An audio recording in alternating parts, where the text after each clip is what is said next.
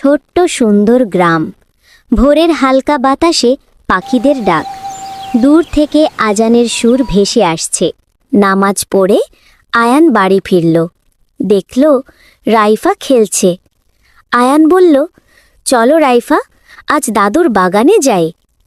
দুজন দৌড়ে গেল বাগানে। দাদু তখন শুকনো লাউ কাটছেন।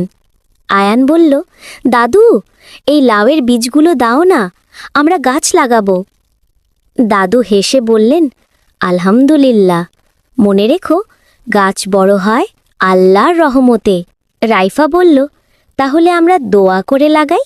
দুজন হাত তুলে পড়ল, বিসমিল্লাহির রহমানির রহিম। হে আল্লাহ, আমাদের গাছে বরকত দিন। ওরা মাটিতে বীজ পুঁতে পানি দিল। প্রতিদিন এসে পানি দিত, দোয়া করত। কিন্তু কয়েকদিন পর বৃষ্টি এলো। বৃষ্টি টাপুর টুপুর করে নামছে। দাদু, আয়ান আর রাইফা বারান্দায় বসে বৃষ্টি দেখছে। রাইফা বলল, ওহ, এত জোরে বৃষ্টি, মনে হয় গাছটা ভেঙে যাবে। আয়ান চিন্তিত মুখে বলল, দাদু, বীজটা ভেসে না যায় তো? দাদু মৃদু হেসে বললেন, চিন্তা করো না দাদু ভাই, আল্লাহ চাইলে এই বৃষ্টি গাছের জন্য রহমত হবে। রাইফা নিঃশব্দে বৃষ্টির দিকে তাকিয়ে রইল। ফোঁটা ফোঁটা বৃষ্টি যেন বলছে, ধৈর্য ধরো, আল্লাহর রহমত আসছে। তারা বাগানে গিয়ে দেখল বৃষ্টিতে মাটি ভিজে গেল আর গাছের কোনো চিহ্ন নেই। রাইফা কেঁদে বলল, হায় আল্লাহ, হয়তো গাছটা মরে গেছে। আম্মু এসে বললেন, বাবা, আল্লাহ বলেন তিনি মৃতভূমিকে জীবন দান করেন। রাইফা চুপচাপ বলল, তাহলে আমরা আশা হারাবো না। পরের দিন থেকে তারা আরও মনোযোগী হল। গ্রামের বাচ্চারা হাসত, তোমাদের গাছ তো উঠল না এখনো।